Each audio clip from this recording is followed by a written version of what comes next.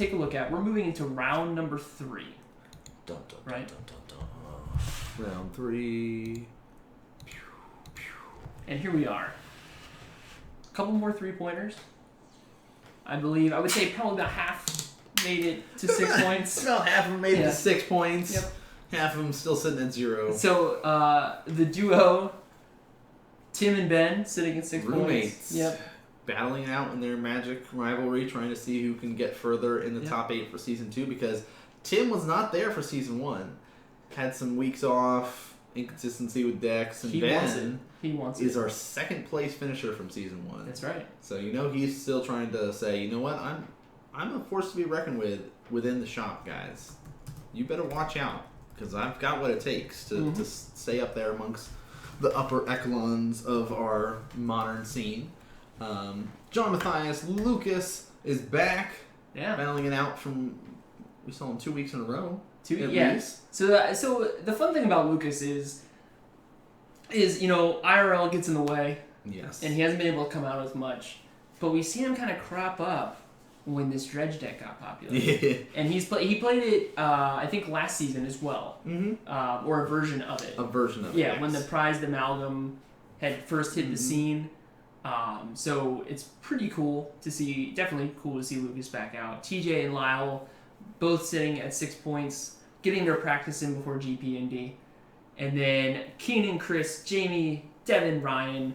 Ryan, a new face for this week. Yes, new face. I would say semi-regular to the shop, but started to play a little bit more modern. Jeremy, John Bonnet, our first IQ winner. Yes. Way back in April.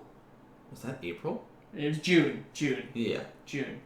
And Johnny, Julia, Patrick, and Derek holding down a 3-point. But still in it, Kyle, Yolandi, Max, Mirio, and Eric. Eric Bloom, 0 points into round 3. And he's sitting at first place, so this is not a good way to start things off. No, not especially at all. Since he's trying to stay ahead of Lyle, who's got 6. Lyle's coming. Oh, Cloud giving us a full rundown of the sideboard. 3 Shackles. I love Shackles. 2 Guys, 2 Commandeer, 2 Hibernation, 3 Hercules, 1 Redirect, and 1 Jace Bellerin. But let's hop into round 3. Let's take a look. And here we are. So, as we get everything set up, straw polls going up. All is right with the world. Get those votes in. Is it going to be John Matthias or Mox to his friends, as people know him, Islands in chat, running the Amulet Titan deck? This is... We can't say Bloom anymore because Summer Bloom's banned. But basically, it's Summer Bloom without Summer Bloom. Like, it's the Bloom Titan deck without Summer Bloom being in there anymore. There's a couple other tweaks and changes and stuff that Mox has been running in it. He said he's been playing a lot online with variations of this deck and decided that to get ready for GP Indy, he was going to start coming out and playing the paper version of it. Because, it's in some senses easier on online from the trigger reminders and stuff like that, where like that aspect where you don't have to sit there and be like, oh, there's a big pop-up. Yep. Hey, dummy, don't forget your triggers. Don't miss this. And then with Lucas, he is bringing the popular Dredge deck. Don't know if there's any changes to it, or if this is kind of like your cut and dry Dredge deck. Oh, it's Amulet Scout now. Okay, all right. So we're going to get all shuffled up here. Get those votes in, guys. Let us know. Amulet Scout, Dredge. Who do you like here? To be honest, I got crushed by this Amulet deck, so... You're going to run... I'm gonna go with Mox for this vote, even though I like the Dredge deck a lot. Yeah. So I guess it's that heart and head picks again. Right. My heart is for Dredge. My head, after getting stomped on it, I want the Titan deck to continue to do well. All-Star Sakura Tribe Scout. Yeah. Yo, Z, what's going on, dude? ZSC2 up in chat, trying to educate himself on some modern. He doesn't need to. He's the Hearthstone King. He's the Hearthstone King. Hearthstone King. Sakura Tribe Scout replaces it as mana cheating. It's crazy how good it is. Like, I don't know. Why don't we pull it up in chat too? Because I'm sure we'll need to be talking about it. Yeah. So just to give you guys a little incoming, we're gonna lose John at some point. His salt can's gonna go away, and we're just going to have Lucas. In this. So just be prepared that is something that's going to happen. Now, I believe what's going to be important is John's lands anyway, so it may be to our benefit. But... Yeah. So Summer Bloom was a card that lets you just cheat your lands into play. Now you have this creature, Sakura Tribe Scout, who's of course a 1/1 Snake Shaman Scout, because we need all of that in there. And you can tap him, put a land card from your hand on the battlefield. Sweet. And this is the other gross thing that he's running in here. Magus of the Vineyard here. It's 1 green for a creature, 1/1 human wizard. At the beginning of each player's pre-combat main phase, add 2 green to that player's mana pool. So, like, you can ramp up with these creatures. Now, like, they are 1/1, so they are easily killed. But you better kill them quickly because they're going to ramp up into crazy stuff. It's going to happen. He's also, well, he was, I don't know if this week is the week that he was running, but he was running the Hive Mind combo as well. He wasn't. Was not for this week? Oh, I don't know. Because I think this is the second week he came out to play. Yeah. So at least week 1, I want to say he was running the Hive Mind combo. I don't know if he was running it for this one, but he might be able to shed some light if he is still running that style or not. But yeah, it is a ramp style strategy. Try to get cool. So you're playing. You could go for the Hive Mind style. You could go for I'm gonna ramp into my Primeval Titan and get the lands that I need to kill you in this turn. Like, you can be able to get some crazy stuff going. Give your guys haste. Give them double strike. Like, bleh. Get this iPad out of the way. We're not going to need this. This is not. So you better be on point with your commentating to let us know what people's life totals are then. Whoa. Why do I have to do it? Don't you realize what your job is here? You are the analytical caster to keep track of exactly what is happening. Wouldn't that be really difficult to just like not even have any way to keep track of their life? Yes. Like, we didn't even have like Starboard there. Like, no one would watch us because we would always be wrong. Alright, let's take a look at these opening 7s. This I only deal chunks of big. Yeah, this week we have some really exciting decks. Like, this is the first time seeing the new Dredge deck since it's become popular. Yep. Like, we saw it maybe about a month ago was the last time we saw a Dredge deck on camera. Yeah. But I think it was just in like the pre-testing with Prized Amalgam. Yes. It was still kind of your let's play Dredgevine or Vengevine. Mm-hmm. Any Jeskai Ascendancy. Not this evening, but... Any Jeskai is interesting. What are we? I was what talking are we doing to Ascendancy now. I was talking to Rob about. Oh, of course. Because he's like, I don't know, I'm kind of like up in the air about decks, and I was showing him the thing in the ice deck, and I was like, you can always just go back to like Jeskai Ascendancy. And he's like, I did have fun with that deck. So I don't know. Who it's knows? been as good as it's been since the ban. Yeah. Combo decks. I love them. Gotta love combo decks. Lucas is going to keep 7. Mox is going to go to 6. It's a pretty sweet playmat we got there. Isn't it? Yeah. All thanks to our viewers. Yes, you guys are sick.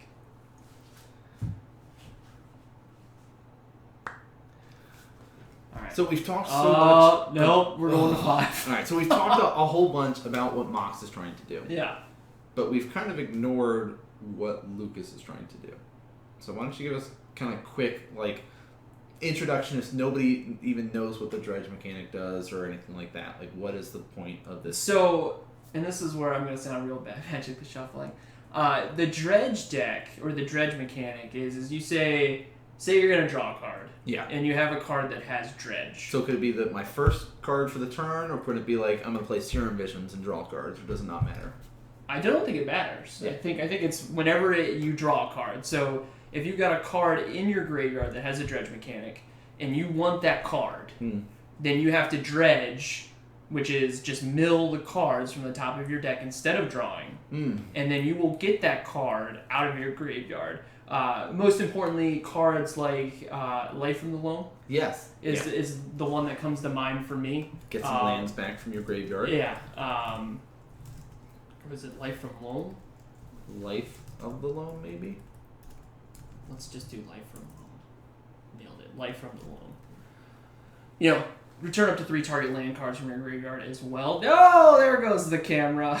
There it is. Perfect. Before we even start. Just in time. Yeah. But basically, this deck is just dumping creatures into your graveyard so you can return them to your board on your side and just deal lots of damage. And then, of course, like the creatures have that effect too. Yep. So, like, most notably, the Golgari Grave Troll is an important one in the dredge I deck. think it's like 6 or something you got to dredge away. Yeah. And then there's also the Necroamoeba.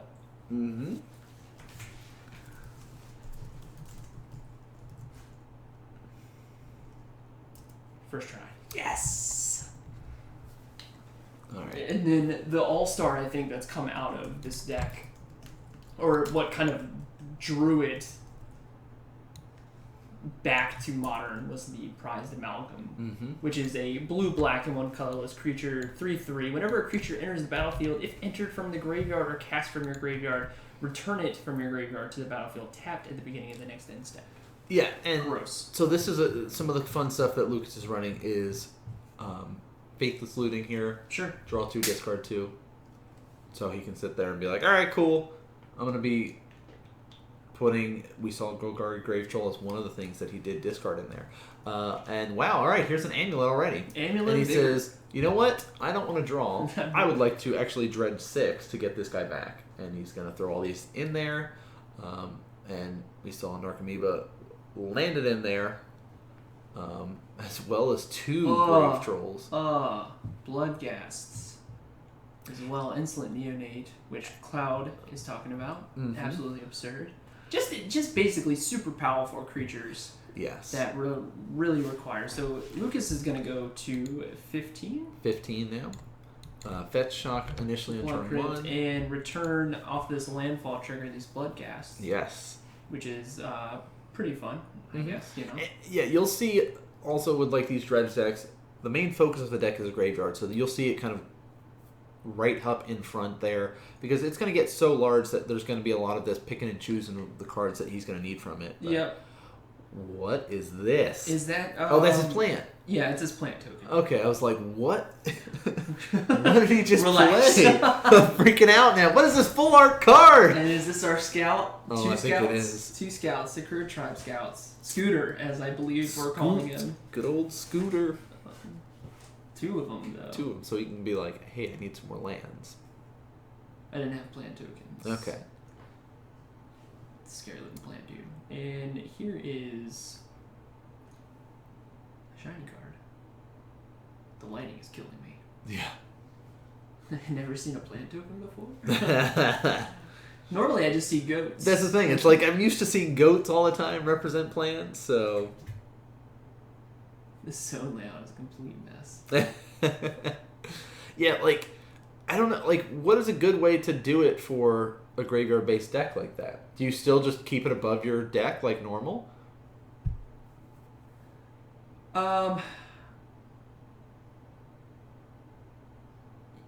Yeah, I mean, a lot of people are used to it, especially in Legacy. Yeah. Running their Reanimator decks at the top there. For how we have everything set up, it's probably for the best that it's that way.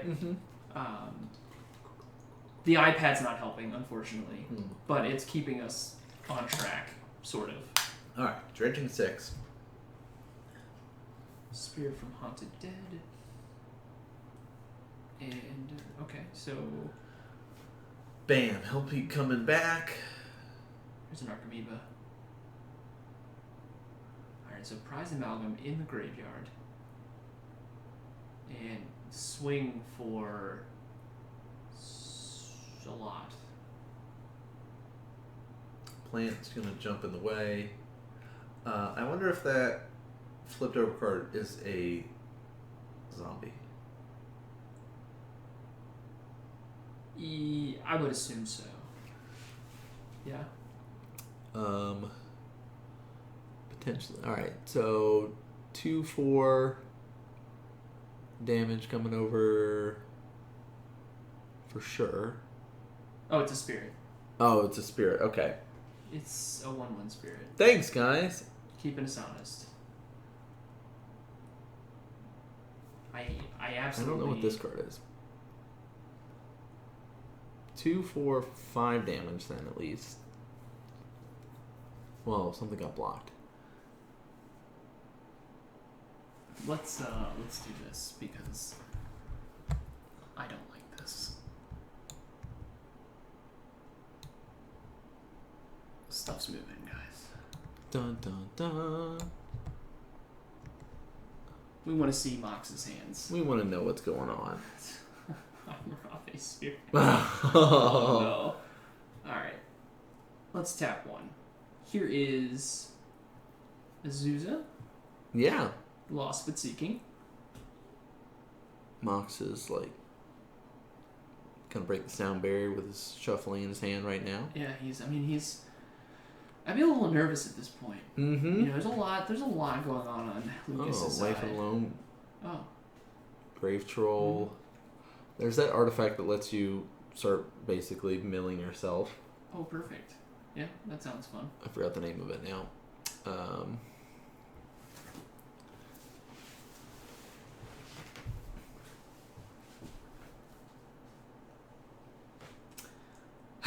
Let's just turn things sideways. Shriekhorn. Ah, okay.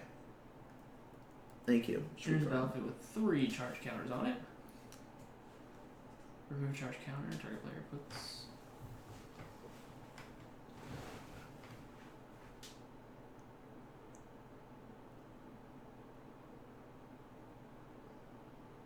Oh, man. Gosh. Wow. Alright, so... Where's his plant? Well, his plant died. Yep. Was on blocking duty. Yeah. And, I mean, that's... Wow. You know, this being the first time we've seen the Dredge deck on camera, this is... pretty... Much what you'd expect from the deck. Yeah, that was super quick. I don't even know what to say right now. No, like, the big part of it is making sure that he can get a Golgari Grave Troll in the graveyard quickly, so he can get 6 cards in his graveyard every turn. And then you can start getting those creatures to start coming back from the graveyard and really start taking advantage of all your graveyard-based effects. So, whose deck do you want to talk sideboard stuff? Time extension for explaining Harambe? That's something I would want to write down on a match slip. Sorry. I'm going to let you handle Mox's. Okay, so we've got 1 Thragtusk, 2 Engineered Explosive, 1 Gemstone Mine, 3 Pyroclasm, 1 Radiant Flame, 1 Bajuka Bog, 1 Slaughter Pack, 2 Nature's Claim, 1 Melira, 1 Ghost Quarter, 1 Hornet Queen. Alright, definitely Bajuka Bog coming in. Oh yeah. For sure. Oh yeah, he was ready. I also like the idea of Engineered coming in. I mean, like, it'll save you for a little bit there, kind of thing. Like, you can be able to sack it off of 3 and kill off a lot of Lucas's creatures. Again, like the Pyroclasms, being able to wipe the board a little bit there, but you have to be careful because the Pyroclasms are going to be hurting you. Yeah. Same thing with Engineer. Slaughter Pact is another potential. But again, it's like, what are you really hoping to hit off of that? You're that worried about, because everything has Dredge. Like, that's not going to matter as much. Slaughter Pack, maybe. Like, but like for sure, I like the idea of Engineered coming in. I wouldn't even mind seeing Radiant Flame or Pyroclasm Radiant Flame. Wow. Radiant Fountain. Yeah, let's gain more life off of it. Yep.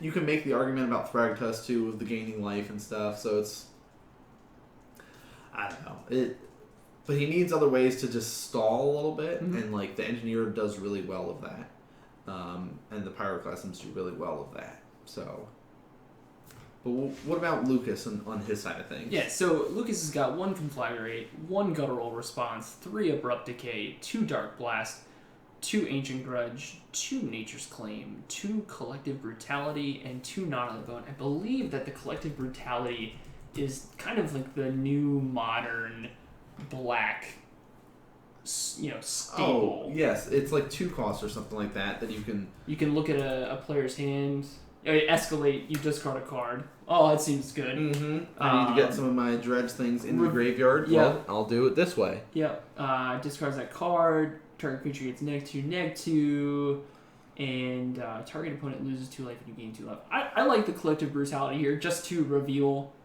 what kind of Lucas is going to be playing against in Mox's Amulet deck. The Dark Blast, I love. Dark Blast is a card that I just can't get enough of. I hate Dark Blast so much. good. Like, Dark Blast is... Target creature gets -1/-1, and you can Dredge and bring it back. Yeah. No. I don't know. I don't want any part of that. Yeah. That seems fun. And we saw, like, a lot of the creatures Mox was playing early on had 1 toughness. Mm-hmm. Yep. So Dark Blast seems fine. Just keep doing it. But at the same time, that Abrupt Decay... Yeah, I like any number of Abrupt Decays here. Yeah. Just to protect yourself from what Mox is trying to accomplish as well. Mm-hmm. I mean, you can kill creatures with it. You can kill the Amulet. You've got ways to disrupt Mox in that sort of situation. So, as much as I think Guttural Response would be pretty decent here, a 1-of may not be what the doctor ordered. I mean, what do you protect yourself against there? With Pact of Negation. I was kind of thinking maybe just Pact of Negation. But you have blue and Lucas has blue in his deck. So right. like if he's playing against Hive Mind or something like that, he can at least try and pay for it. He can pay. Yeah. I don't know. Well, we'll see. We'll see what. Maybe Hornet Queen might be something too. Like I like Hornet Queen. Having all that death touch. I love Dr. Pepper. So we're going to go to game 2. Can Mox pull this out? Hopefully he doesn't have to mulligan to Oblivion. Yeah, the mulligan to 5 probably wasn't great for him. Yeah, it's really setting him up for an awkward spot going into that first match, especially after Lucas is like, all right, Faceless Looting, blah, let me just dredge everything away. Oh, look, it just so happens that I can start dredging 6 every turn. Mm-hmm. I need to study up a little bit more on these dredge cards. Amen. Amen. Dionysus talking about the kind of the benefit of Hornet Queen being it's nice because dredge goes wide and it answers multiple threats in 1 card. Yeah, that's a good way to put it. So let's take a look at these 7. Let's see what we got. No electronic devices in sanctioned matches. You heathen. Alright, we're immediately going to 6 for Mox. Oh.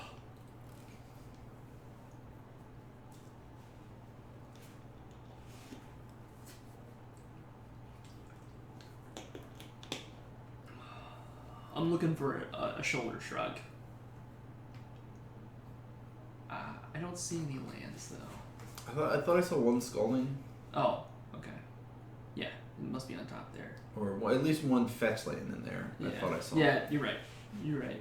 Right. And there's that Menace guy, or is he Menace? That like 1-cost red The guy. insolent neonate. Yes, the neonate. I thought I saw that in his hand. It's a Scalding Tarn. It's got that Dredge land. Yeah, sure. There's the shrug. There it is. Seems fine. I love when players do that. You're just like, yeah, fine. I'm like, good, great. Oh, he's good. Okay, he's shuffling up Mox's deck. I was like, is he just shrugging and then get a mulligan? No. Because I was like, that seemed just meh. All right, let's try it. Yeah, this is... Dynasty Mox is making a really good point. Like, for what it's worth, Mox has to aggressively mulligan with the deck, and watching him play it...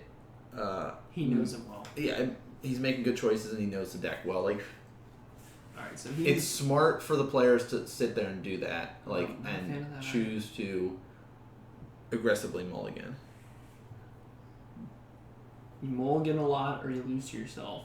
Mm. And I feel like that was kind of what it was like when Summer Bloom was also in the deck. Yeah. You know, I felt like you I'm gonna play no lands, pass to you. Okay, now I'm gonna play a land, and I'm gonna kill you. Yeah, like I mean, like you either have it or you don't. Yeah. And you're either gonna get beat or you're not. You know, you're gonna beat your opponent. But I'll feel like a lot of time you are gonna get beat by your deck.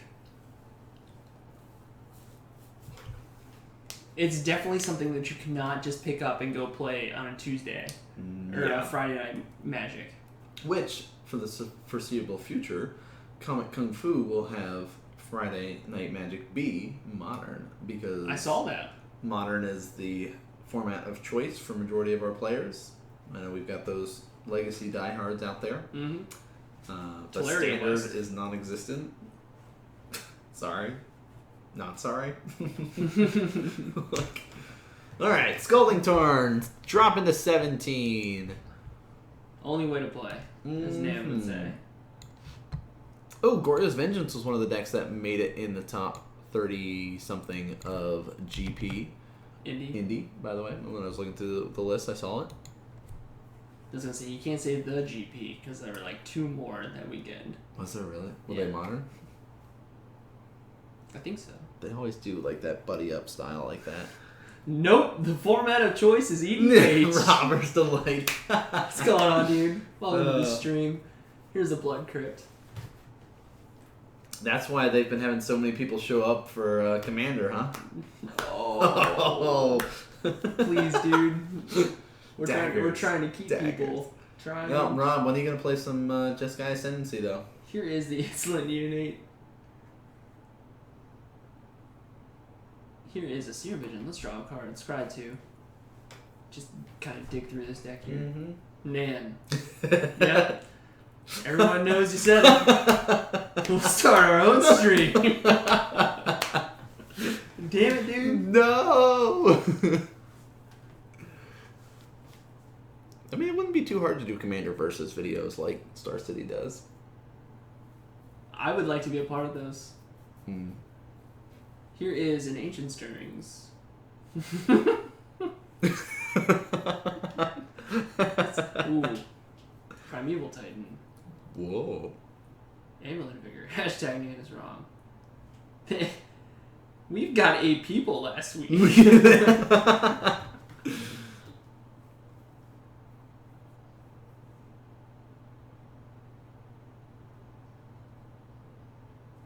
Okay, so MTG Experiment talking about how Grishol Brand isn't worth it, but this Grixis Goryo's Vengeance deck featuring Emrakul is really solid.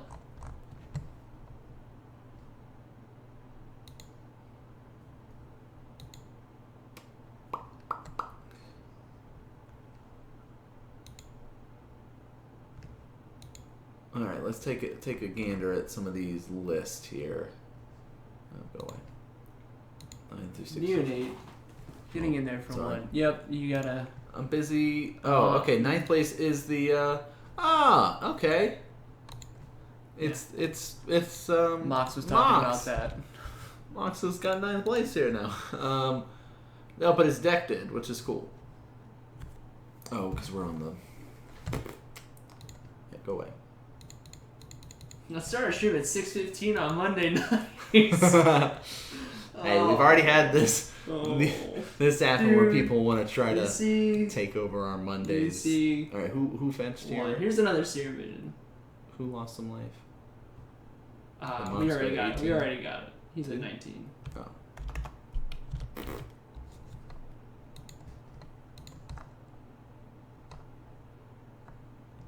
My schedule just opened up.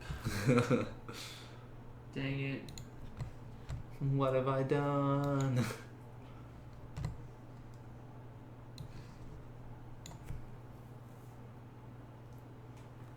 Amulet should never be played without Summer Bloom.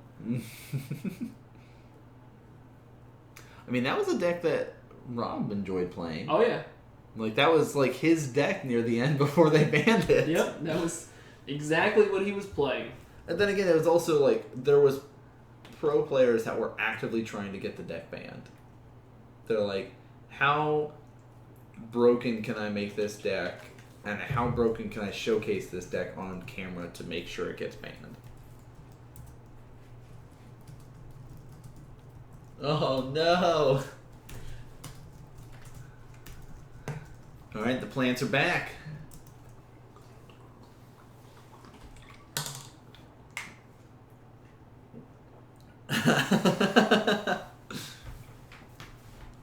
Yeah, just pull funding away from me. Let's dredge a couple cards. Get the what is it? Darkmoor Salvage. Yes. Can we get Nan kicked from his own stream? It's Dark something Salvage.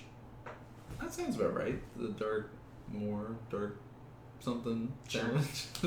We'll run with it.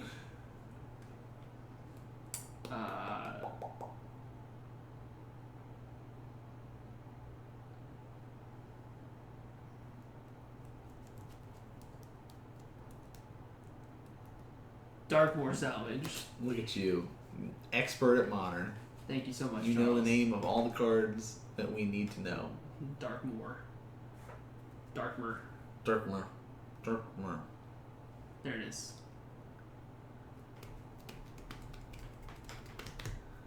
All of our wonderful viewers in chat helping us out. Make sure we're. Don't try and make them feel special now, dude. You're calling out their format. No, it's true. They're helping us out. I've moved past it. You know, I have a couple commander decks. Darkmoor. Darkmoor. So one more damage coming across.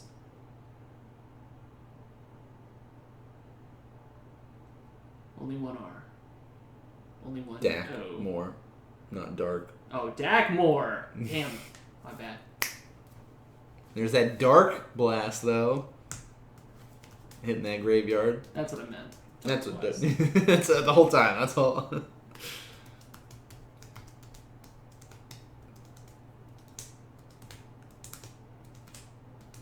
There we go. They finally got it. Dak Faden. Aha, the old Dark Blast. That plant's looking a little... And Lucas plays the Dakmore Salvage. Just one more time. Just one more. Just time. one more time.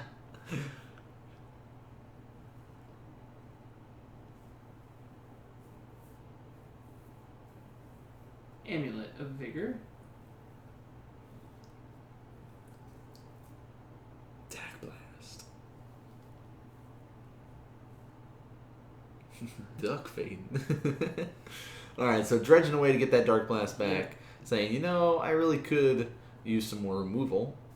He Sure. also had like a Faithless Looting that he can sit there and start getting that going. Bring the beats. Chipping away. We'll Should be see. at 17. That's what I was thinking. 17 all. Next play, Summer Bloom. And we gotta shut this dream down. Here is Faithless Looting. Dredge this. That's a Dakmore Salvage. Uh-huh. Boom. Boom. These guys go in for the first draw. And looks like he wants to just draw a card off of that.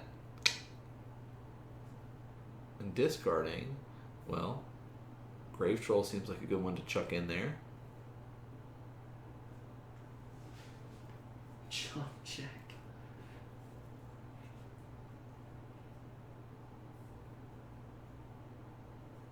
Menace, yo. And yeah, we're gonna get back the Narcomoeba. Why didn't the second one come back? Did he just forget about it?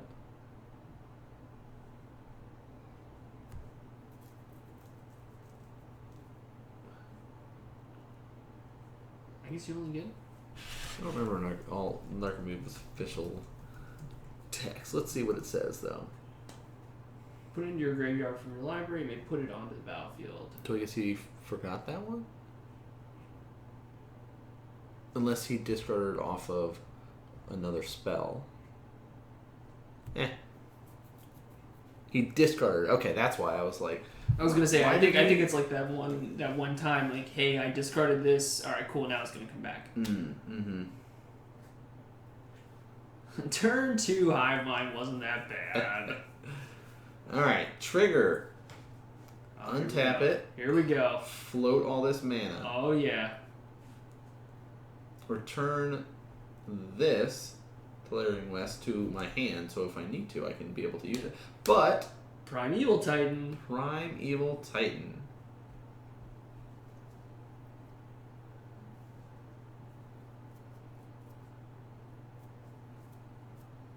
And we will get Slayer Stronghold and Boros Garrison. Mm-hmm. Triggers.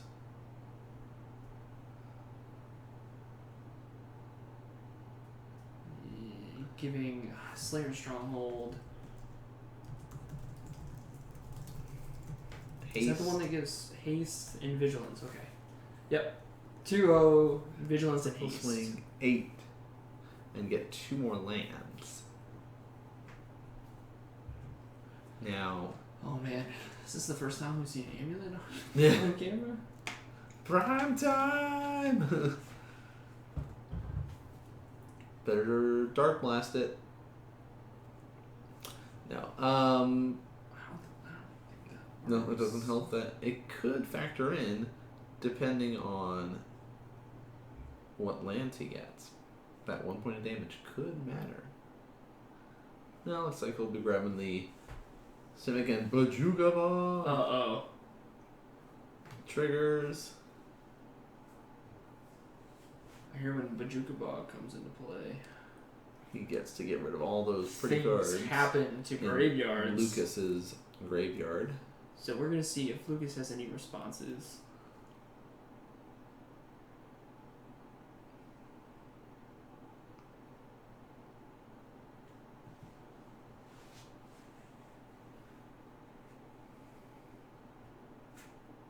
Yeah, see, this is quite a matchup.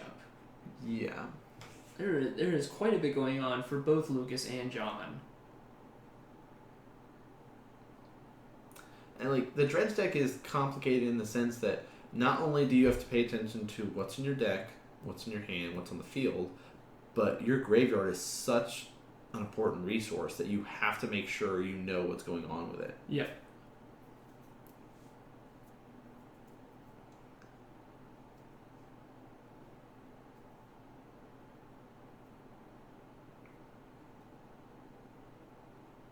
Not sure what he wants to.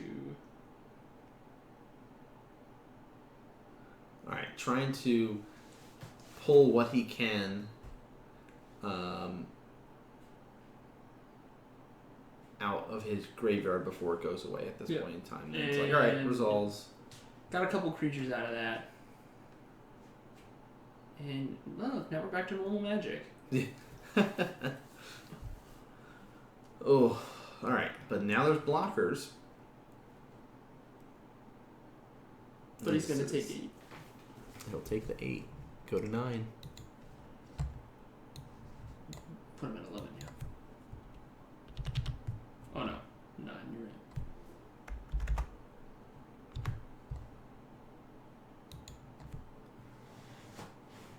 right. Serum Vision. Pac-Man asking about how to create a deck on Card Hoarder. I think there's an upload spot there. Or worst case, you can go to MTG Goldfist and input the deck that you want, and there'll be a link to the Magic Online pricing, and you can sit there and say, Psh, give me this deck on Card Hoarder, and it will just input all the prices of everything. But yes, you need a Magic Online account for it to trade to. All right, Lucas. Dredge 3 to get Dark Blast back. Okay. And looks like he...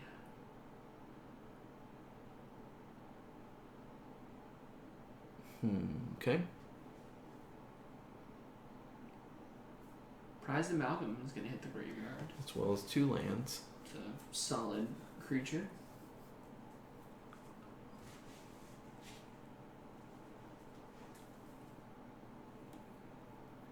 So, basically, Lucas is potentially dead here. Like, so because of the ability to give your primetime double strike, and he already has trample.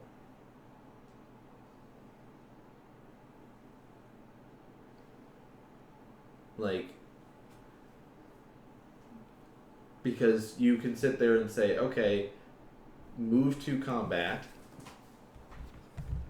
Like I'll give him double strike already. Move to combat, and then get some more lands. Give him +2, or you'd say I'll give him +2 haste and vigilance. Move to combat. With the land triggers, be able to give him double strike as well. And with Lucas at 9, yes, you might block with a couple of your creatures, but there's still trample, there's still the double strike coming across, so you're in trouble. So he just says, I'm gonna scoop it up.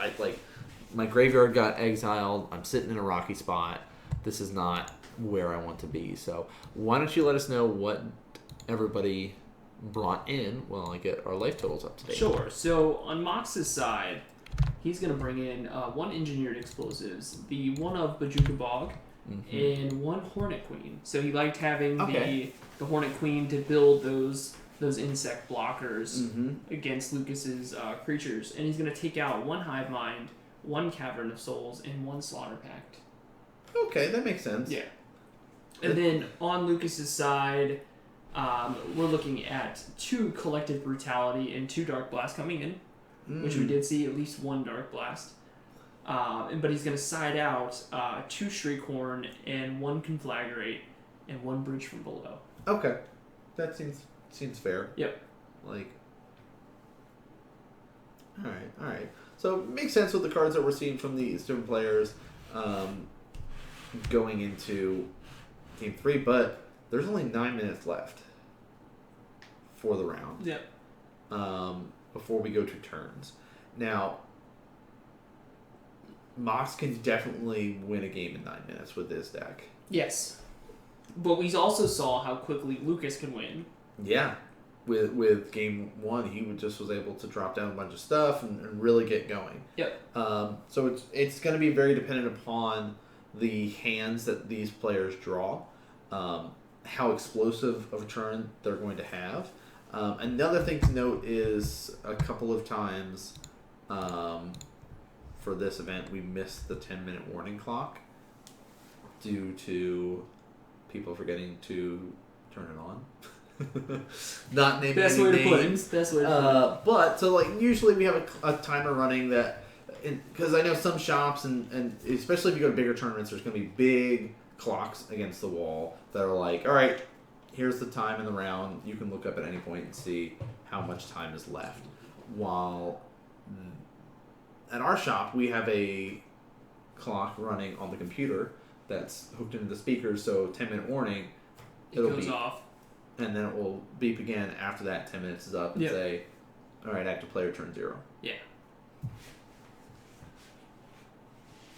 Makes things a little bit more difficult, especially when you have someone coming up to you going, hey, by the way, it's time in the round. Yeah. And you're like, oh. I would have been playing much quicker in that 10-minute period if I had known that it was 10 minutes left. But not saying our players are like slow playing or anything like that, but like you consciously think, okay, those turns where I'm just sitting there and flicking my cards around and hemming and hawing about my stuff, maybe I can try to come to a conclusion quicker than I normally would. Yep. Knowing that there's 10 minutes and that I've got to try to win this. I saw a lot of people crying slow play at the for GP&D coverage as well. And I'm not sure if that was... Do you remember what decks were being showcased? There was a lot of Death Shadow that I saw on coverage, and Tron. Tron, I remember being the one. The most that people are like, you're crying slow play. But it wasn't... I don't think it was deliberate, but that Bloodghast, I see lots of lands for John. But there was an amulet and a serum. Yeah. Okay, perfect. So, Lucas dropping a mountain. Here's an insolent neonate. Passes back. Mox is going to play his Teleria West tapped. Pass it back. Yeah. Yeah. Enters tapped. The next turn he can get the amulet and then start making stuff happen. Mm-hmm. Yeah, like I can see some of the newer players just with like Death Shadow not playing as quickly as they might. Kept 7. Yeah, that's another big thing to note. Alright, so we do see, of course, Golgari Grave Troll gonna just dump everything from the top of the deck. Says, I would... 2 prized amalgams in the graveyard. No, I'm sorry. Insolent Neonate. 1 prized amalgam. Bloodghast. 2 Bloodghast. Does he have a land? Mana Confluence, looks like, is set up there.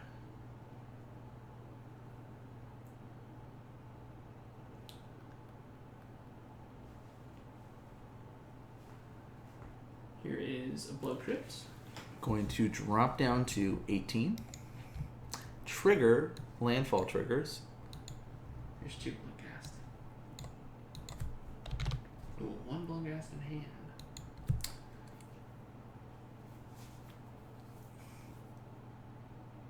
And gotta get that prized amalgam there. Yeah, can't forget him. Well, you can forget him, but don't want to. He's prized. Here is an Amulet of Vigor. I mean, this seems like the perfect time to start throwing down your bounce lands. And he will, because I know he had that serum that he wants to get off. So, first he'll have that blue and green that he can start using. Bounce the Telerian West.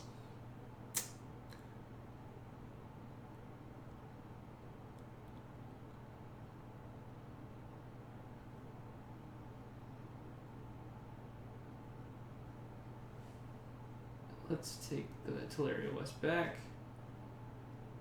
Float blue and green. Here's the Seer Vision. Nice. Try to set yourself up there. Draw cards, scry 2. You can put them either on the top or the bottom in any order. Fair way to play. We don't get no brainstorms, preordains, ponders, none of those crazy cards. Did you just say fair? Serum? Oh, we're talking about cards. Okay, yes. All right. I was like, wait a second. Compared to Brainstorm and all those other less fair cards, we can have that conversation if you like. Fact or fiction, is modern fair or not? But yeah, let's get that straw poll going. It seems to be all the rave in Twitter right now. Fact or fiction? Well, they did a lot of them, and I definitely 2 totally fair decks. What's going on, Carrick? And there is Scooter, the Sakura Tribe Scout. Hanging out, saying I'm going to make use of that mana. Well, thank you. Dredge 6. I mean, I'm kind of hoping that Mox lands a Bazooka Bog early just so we can get that graveyard out of the middle of the table. Scoot hype! Now, wait a second. Mm-hmm. Teleria West. Yeah. Can transmute.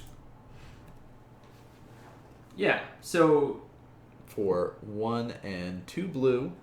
he can go get the Bojuka Bog with the transmute ability on his Teleria West. Yes, he can. The big things some of the players will get are the... what are they called? Confluence, gonna deal 1 damage to Lucas. The packs. That's what it is. Yep. Good target. Isn't it a bit late for Bojuka Bog? True, there are quite a few creatures on Lucas' Yeah, things side are getting at a this little point. crazy. Hashtag team graveyards in front. Yeah, things are really starting to get out of hand with the amount of creatures that are popping up here. Just don't mind me. I'm going to invade your space with my graveyard. Here, let me back my 3 cards up here. He's like edge of the table.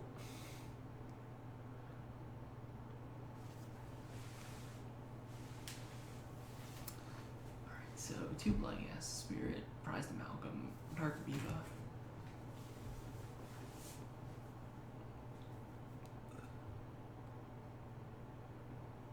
Oh, does our timer go negative? No, it does not.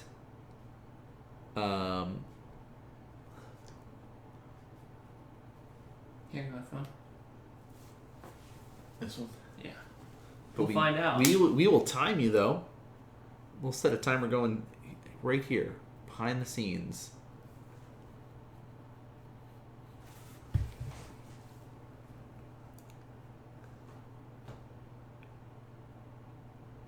Combat. This amount of damage. This amount of damage. 2, 4, 5, 6, maybe. I mean, these are 2 1s. Spirit is 1, so that's 5. I don't know what that guy is. I'm going to assume he's a 1-1. We'll say 5. That's a bold assumption. Notice, Lucas is at 17. We'll say he takes 5. We'll say Mox goes to 15. Untap. Let's go. He leaves back 4 toughness. He didn't attack with an amalgam. Alright. So this is very important for how much damage is potentially available if you're playing a Primeval Titan and being able to Hey Cracker, TJ was able to put an impressive 10-5. Yeah, there you go. 10 and 5.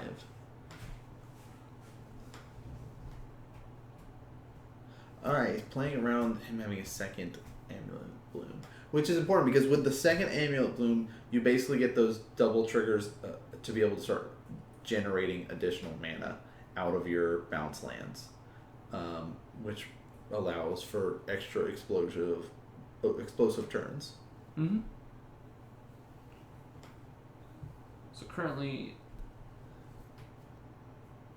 was that the Simic Growth Chamber? Is that what that's called? Nice. Simic Growth Chamber. Nailed it. Amulet Figure and Scooter the Tribe Scout. I like that. Scooter.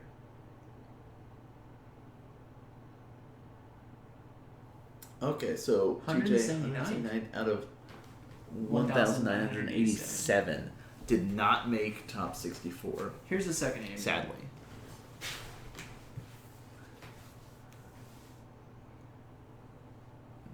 Alright, so Mox laying us down that you get an extra +2/+0 trigger on Titan, making it a 10/6 double strike, trample, haste, vigilance. Sure. For all those sitting at home keeping track. That's fine. That was another fun thing having to deal with during the conspiracy draft is these creatures that are like, you can exile cards when you draft to this guy, and he gets all the abilities based off the stuff you exile. So it's like, oh, this guy's got first strike and vigilant. Like, none of them had lifelink, luckily, but they were all just like first strike, trample, death touch, and I'm like, no, I don't want any part of that.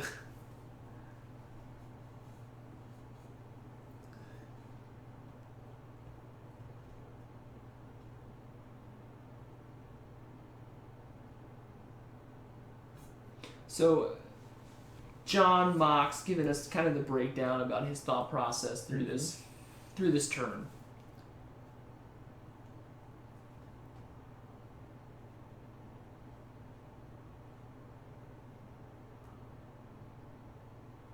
Ooh, okay, so that's dangerous.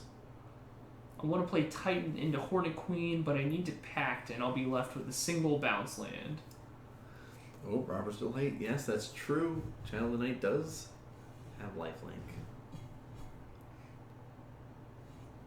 Luckily, I didn't have to face any people that had done that.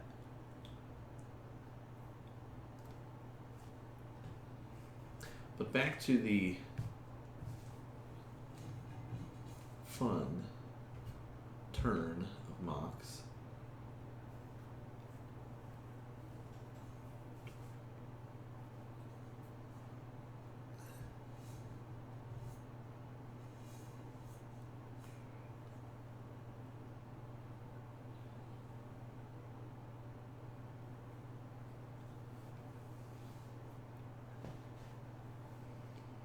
Bam bam, he says, look, this is me generating extra mana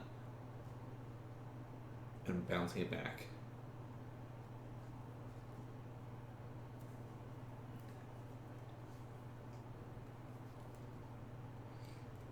Is that 5 of each?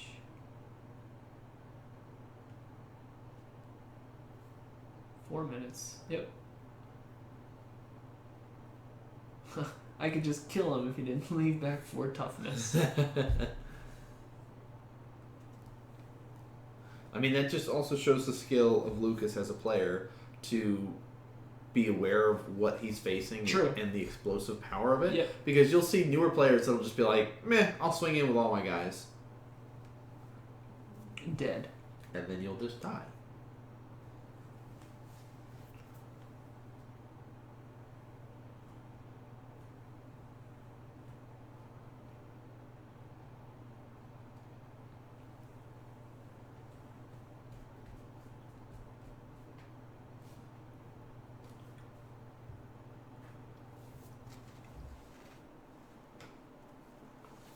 So, very complicated lines of play that Mox had laid out of like, this is what he'd like to do.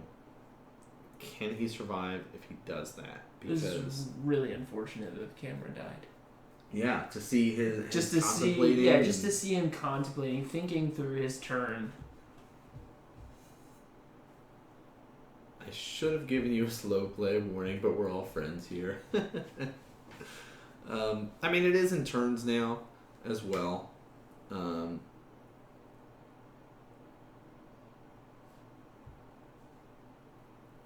never had that situation come up before.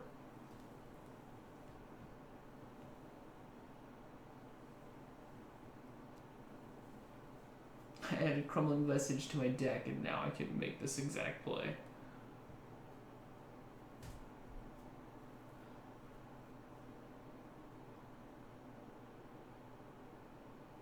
Yeah, it's a common misconception that turns stop slow play. Yeah, I think because I feel like a lot of people, they're like, all right, now I've made it to turns. I have 5 turns to really win this match, and you'll see people like slow down again. So Teleria West, transmute.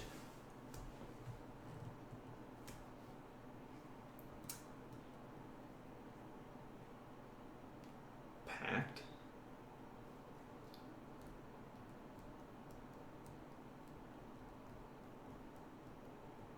The summoners. That's what I would guess.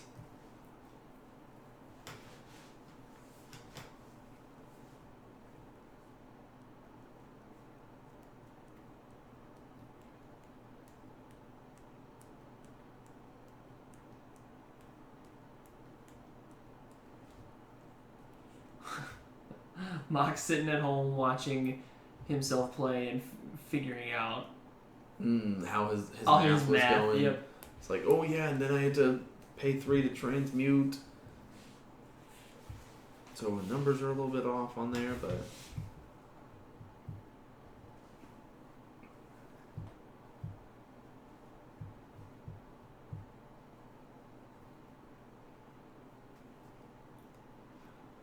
Cast Summoner Pact. Summoner's Pact.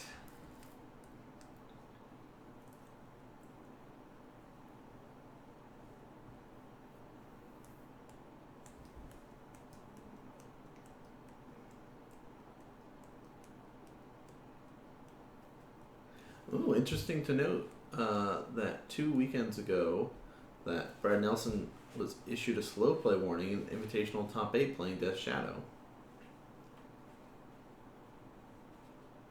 Primeval Titan.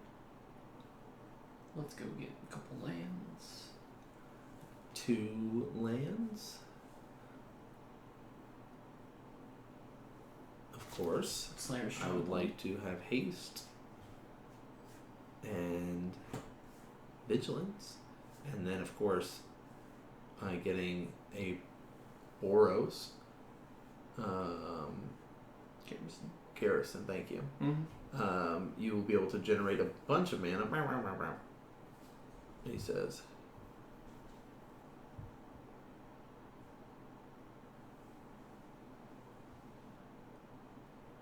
Foreshadowing?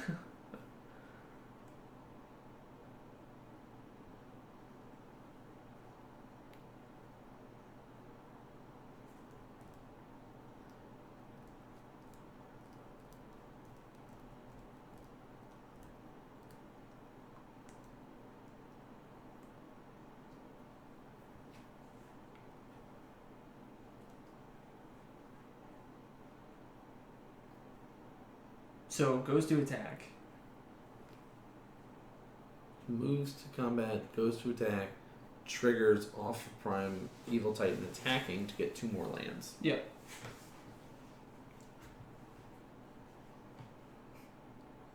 It's gonna be Plants, Bajuka Bog, looks like.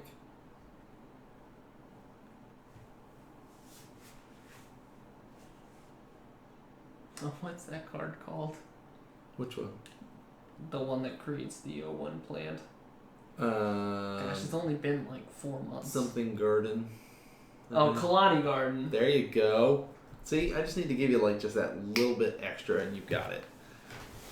Here's the Kalani Garden. Because I could not be able to remember all of these different things without you. So it clears up all the dead bodies that are currently in Lucas's graveyard. So his Titan can stomp on over.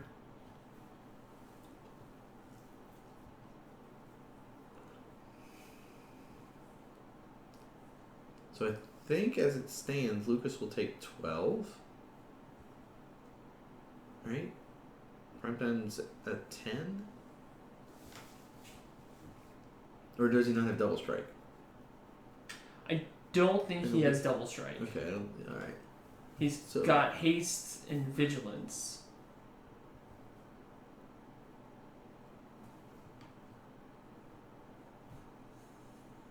So go.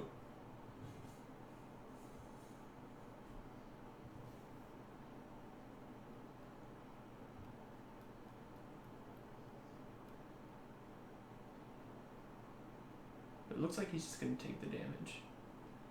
Go to 7. 9, I think. 9.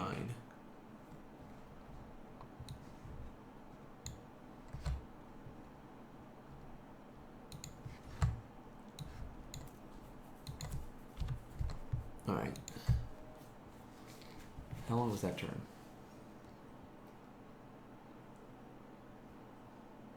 Just under about 10 minutes. 11 minutes total. 11 minutes total. Wow.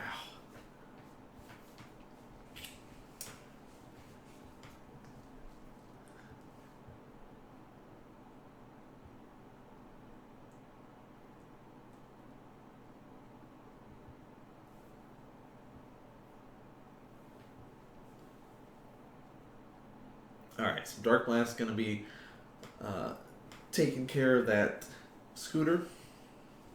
Sadness. Life of the Loam's not going to help. This is still happening? Yeah.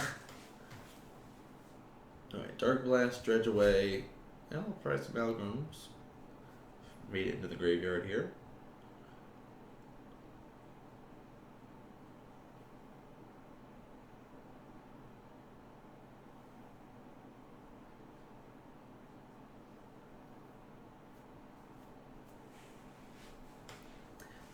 I was like, Mox has to make sure he pays for Pact.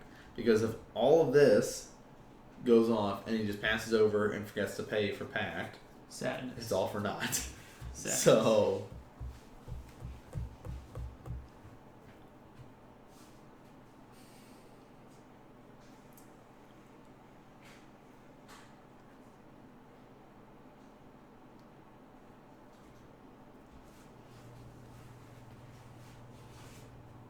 Signifying turn 1. That's what it looks like. Yeah, we need to get those little things like Star City has. All this stuff that we need to get. Actually, I'm looking into dice, like the Vegas style dice, the bigger ones. Cause they'll show up better on camera. I just gotta look to see how many I can buy.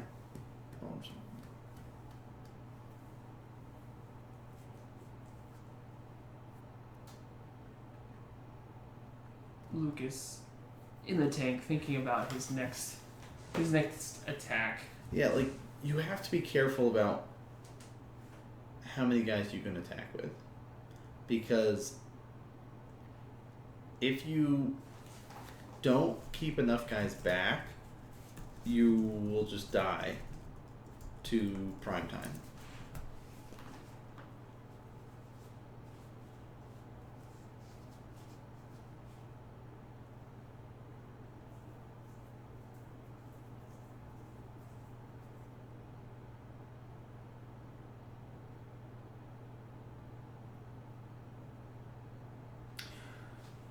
So we did have 2 prized amalgam hit the graveyard. Yes. Correct? Yes. So that's 6 toughness. Yes. That's going to hang back.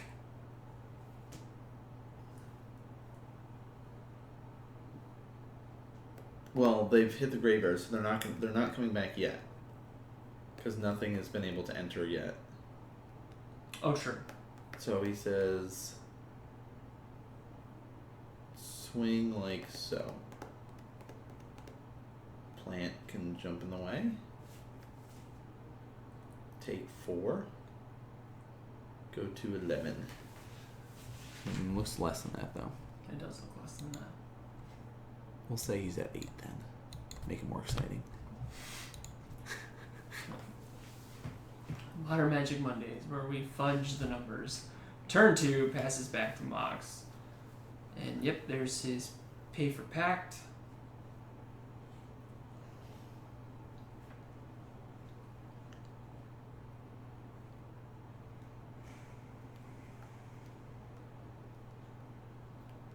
So Mox in chat saying, I was trying to transmute Titan and Hornet Queen.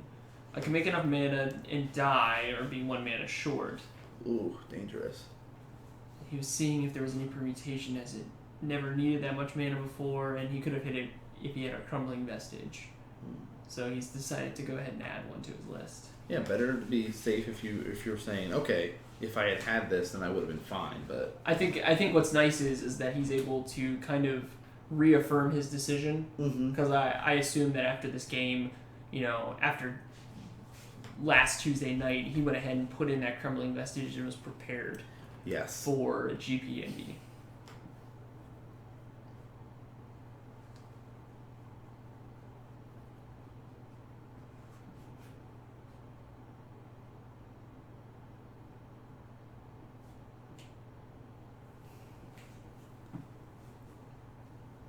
I mean, that prime time's scary. Oh, yeah. And you can see him sitting there doing the math based on the land so that he can get how much damage can he do based on what is back blocking. Right. Can I kill you? Is this the thing? Can I battle through this and deal 9 damage?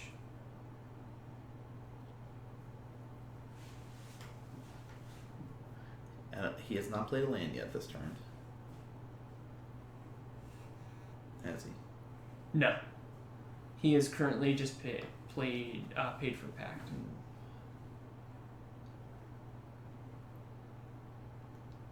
Yo, Geek Fortress, how's it going? Things are going well. Game number 3. Amulet combo versus Dredge. How are things on your end?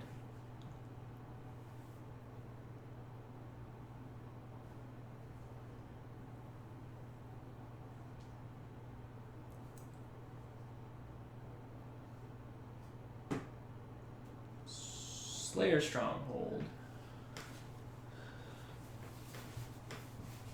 Trigger. So this is where he's going to say give it the Vigilance and +2, +0, and Haste. So already swinging 8.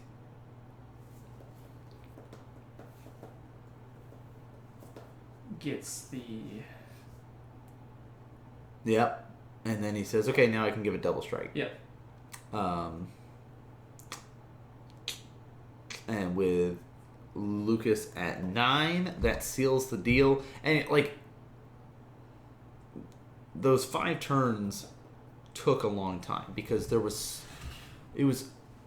complicated lines of play that these players had to try to navigate through. It wasn't just Mox taking a long time with his turns, because you saw Lucas really trying to debate, okay, can I get away with attacking with these guys? Right.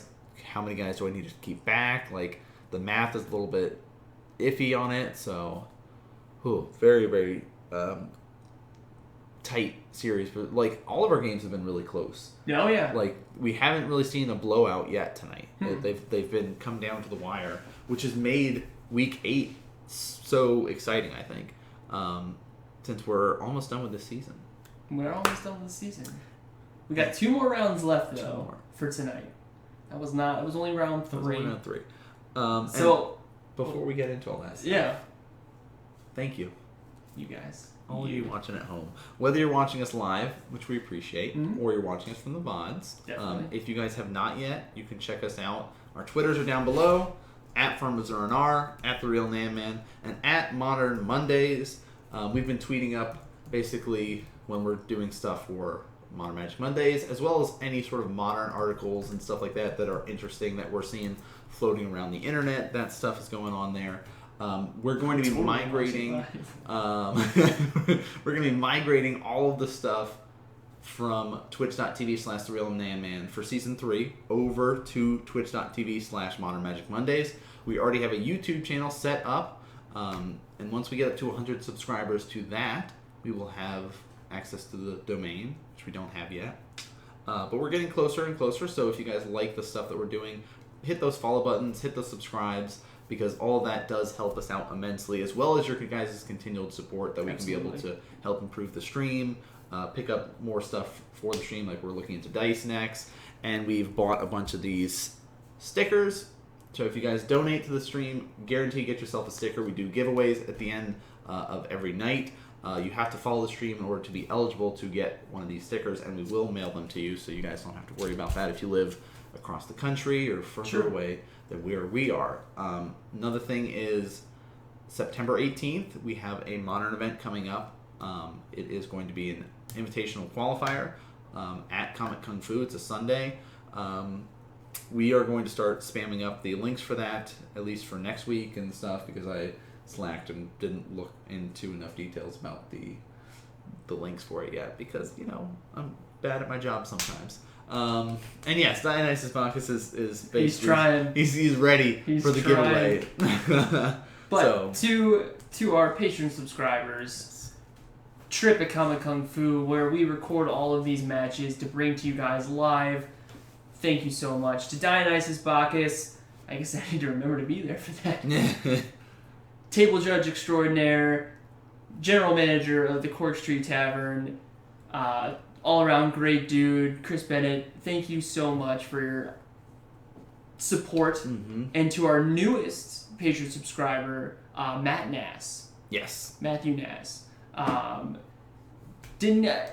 hitting enough to put up their logo. Doesn't have the personal sponsorship tier for it, but got high enough there, so of course we do say a big thank you to him on stream. We'll have his name listed under our top patrons, and of course got himself a sticker for it.